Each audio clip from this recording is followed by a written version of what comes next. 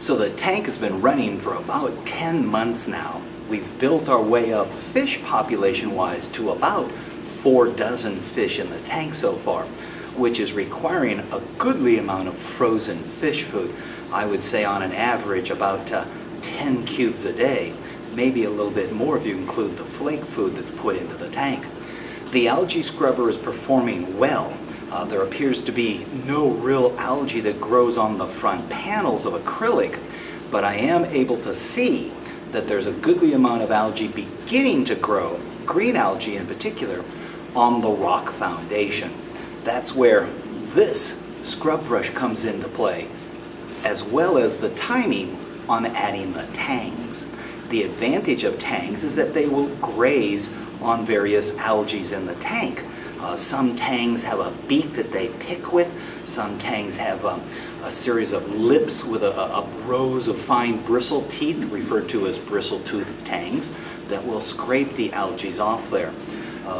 Of the 4 tangs we're adding today, I would put them into that bristle-tooth family. So I expect to see some results I expect to see some benefits as a result of those tangs going into the tank, because they now have a job to do. And speaking of jobs, let's get in there and clean that rock foundation.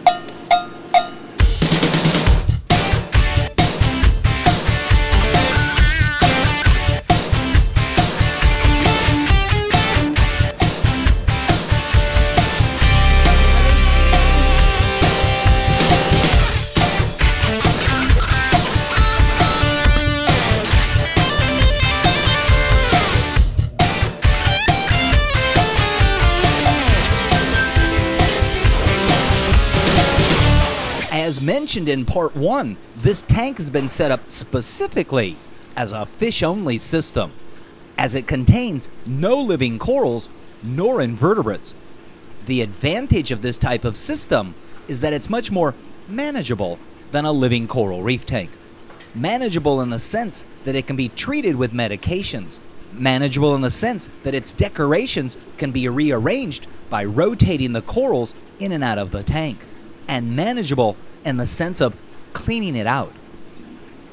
Speaking of cleaning it out, with the coral decorations out of the tank, I can use a bristle brush to clean the green or red algae that may have grown on the rock foundation.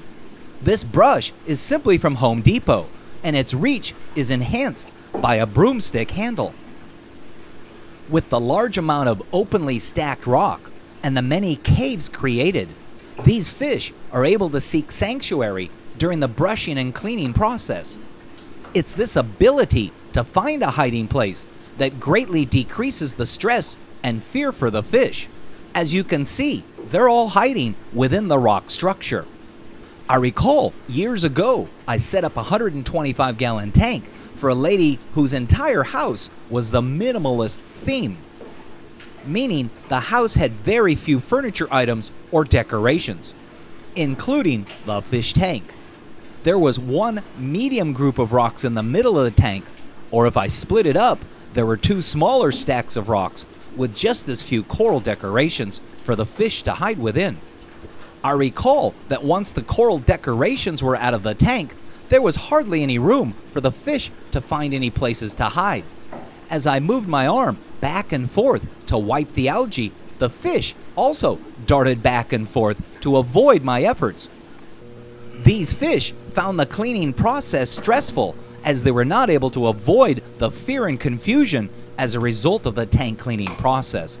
Ultimately, I was never really that successful with the tank. In this tank, due to the amount of rock and hiding places, the fish don't seem to mind the cleaning process or the rearranging of their environment. This in part is one of the reasons for the success in this tank with the fish population. In addition to removing the coral decorations, brushing off the rock foundation, and providing the fish with a greater sense of security, I'm also able to more effectively remove debris that would be added to the water's nutrient level. I do this by vacuuming the gravel. This process allows me to siphon or vacuum out debris from the gravel bed at the bottom of the tank. To do so, I use a wide vacuum tube that is connected to a length of siphon tube that leads down to a 5-gallon bucket on the floor next to the aquarium stand. I've started a siphon, which is what draws the water out of the tank, as well as the debris along with it. Typically, in a coral reef tank that has a sand bed at the bottom of the tank, the sand contains various life that's been brought in by the live rock and the living corals. This life in the sand has created an ecosystem in a coral reef tank, and radically cleaning that sand bed quite possibly could disturb that ecosystem. In this fish-only system, the gravel is vacuumed on a regular basis, in this case every 2 weeks. While the gravel does become biologically active, it's not part of an overall intended ecosystem, and its regular cleaning decreases the potential of causing a filtration issue. Speaking of filtration, this tank employs a wet-dry trickle filter. Whereas a living coral reef tank uses its living rock and ecosystem for biological filtration, this fish-only tank's biological is more effective, namely due to its increased exposure to oxygen down within the bioballs of the wet-dry trickle filter. Along with the trickle filter, we've also included an algae scrubber. The scrubber enjoys the higher nutrient levels, as this is the food source for the algae that grow within the scrubber. All this, including a protein skimmer, capably handle the food and waste load for a fish-only tank this size. And once we've extracted the 30 gallons of dirty water and vacuumed the gravel free of debris, it's time to add back the new ocean water and replenish that old dirty water taken out. Whether it's a coral reef tank or a fish-only system, water changes are quite beneficial. In the reef tank, they help dilute buildups of organics and nutrients. They also replenish depleted trace and major element levels. The same benefits occur as a result in a fish-only system.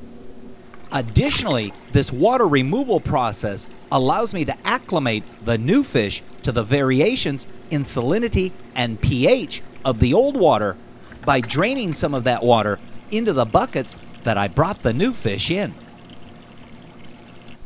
In either case, the issue, for me at least, is lifting up all those heavy 5-gallon jugs of water. Are you still tumbling biopellets? Tired of constantly replacing your GFO? Or trying to grow algae in your refugium? And you still have algae problems? Get real!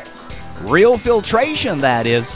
Algae scrubbers from Santa Monica Filtration will turn this into this by growing this weekly. 2 styles of scrubbers, the Hog and the Surf. Both are extremely easily installed and noticeably effective. You want results? Algae scrubbers are the answer. Visit santa-monica.cc. Hi there, my name's Jim Stime and you know me as the LA Fish Guy. Well, I also wear a couple of other hats. One of them is the jellyfish tank called the Jelly Aquarium, and the third is myfishtank.com. I offer an entire line of acrylic aquariums ranging from rectangular to hexagon, flatback hex, as well as the custom curve front aquariums. There's also an entire line of stands and canopies ranging from MDF to pine to oak with a variety of different finishes available. And the website is even smart enough that you can calculate what the freight and crate charges to your location will be. That's myfishtank.com. Reef Hobbyist magazine believes that our hobby, our fellow hobbyists, and the animals in our care are best served by the free distribution of quality information. Reef Hobbyist magazine provides hobbyists with critical husbandry information with an emphasis on marine ornamental breeding efforts. Reef Hobbyist magazine is available for free in local fish stores across the country, or you can subscribe at www.reefhobbyistmagazine.com. So after we've removed all of the coral decorations, cleaned the inside of the acrylic panels, brushed off the rock foundation, vacuumed the debris from the gravel bed, poured back in 30 gallons of new ocean water, and plugged in the circulation pump. You can see the fish comfortably are now starting to venture back out. It's now time to redecorate the tank with a clean set of corals. To most fish guys, this is the fun part. It's the artistic part. It's what I believe the bottom of the ocean looks like. Did I mention it's the fun part? This is the point where all those business trip tax write-offs to Hawaii begin to pay me back. As I mentioned, this is what I believe the bottom of the ocean looks like. When I purchased the decorative corals from the wholesaler, I was able to envision what looked good and what would fit into his tank. I was able to place all the corals onto a large table. This allowed me to pick and choose not only the shape of the corals, but their color as well. Naturally colored coral skeletons are predominantly white in color. There are a few sky blue coral choices, as well as some blood red organ pipe coral, along with those purple striped barnacles. After picking out the desired pieces, I was also able to duplicate many of my choices. This allowed me to create a second set of decorative corals for the tank. A number of those choices were intended for specific locations in the tank. For example, there's a large branching coral that sits in the upper middle portion of the rocks. There's also a wide flat table coral that looks great sitting on a flat shelf on the left side of the tank. I do need to be careful though, as repeatability could become boring. So I need to remember to change things around on occasion to create new and exciting aquascapes that continue to draw in the homeowner as he comes home in the evening. Okay, so we're just about ready to put the Tangs into the tank. The Tomini Tang and the chocolate Tang and a couple of coffee cup Tangs. Actually, they're yellow eye or Coley Tangs. So I've debated the whole time I'm here about the quality of the fish, and at this point I feel fairly confident. Maybe I'm just second guessing myself, but I think we're ready to put them into the tank. My only hesitation is if there's a problem, there's all the other fish that I just put ahead of them into the tank that are subject to whatever issues they have. But then again, all the fish in the tank pass through the system that these fish were already in. So I guess it's one of those keep moving forward situations, eh? And having said that, let's add some fish. I'll try to catch these fish in the least stressful manner as possible, and I'm going to do it by hand, and I'll start with the Tomini Tang. And just as a note, all tangs have a forward pointing barb at the base of their tail, so handling these type of fish by hand could end up with a serious cut and may not be the smartest means intended. Let me first make an attempt so I can determine how the fish is going to react. The next tangs are the two yellow eye or coal tangs. One has horizontal lines, the other one has what's called scribble. These fish should be pretty easy to catch and introduce into the tank. This is our coffee cup Tangs.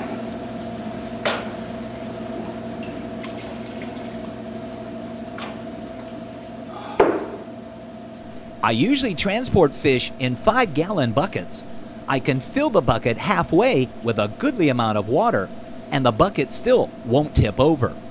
To provide the fish with some sense of security in the bucket, I'll usually place an old coffee cup inside there. The cup is a hiding place for the fish and often works quite well for the catching and lifting of fish into the tank. It's now time to reach in and grab the chocolate Tang. She too has a very sharp scalpel on her side. Let's see how she reacts first as I approach her.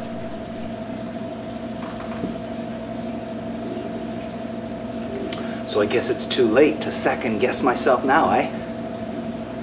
With the new fish now added, let's close up the top of the tank, sit back, and observe the fish.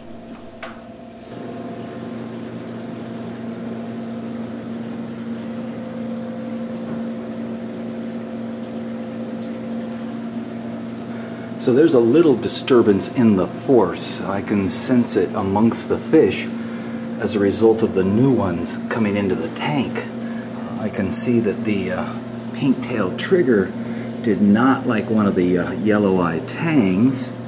Initially, I expect some of the established fish to recognize an intruder or new fin in the tank. Acclimation also extends to the adjustment on the part of the preceding fish as well.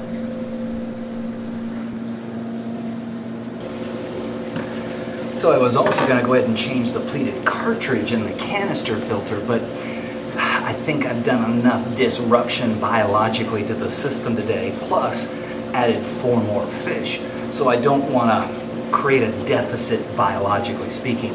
I'll just wait till next week before I change that, as well as the carbon. In the meantime, what I can do is go ahead and change or clean the screen on the algae scrubber. As you may already know, I'm a big fan of algae scrubbers. Algae scrubbers use algae to consume organics and nutrients from the aquarium water.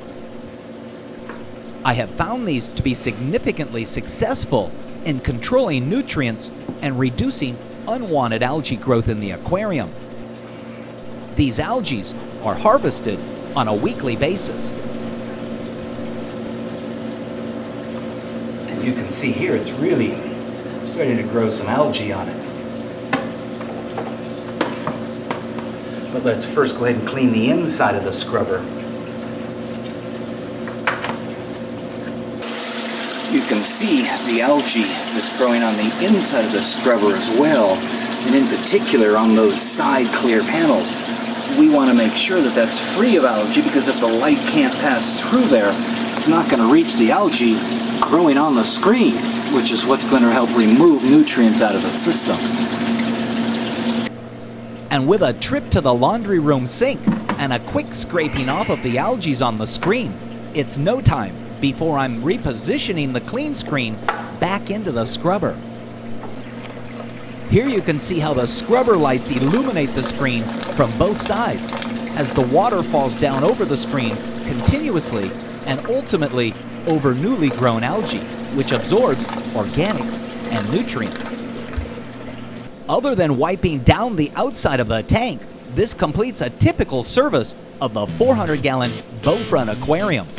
This also completes the addition of fish into the tank. So far, my fish loading schedule has worked out well, as there's been no issues within the fish population. So make it a point to come on back for future episodes and possible fish updates. And always, keep moving forward.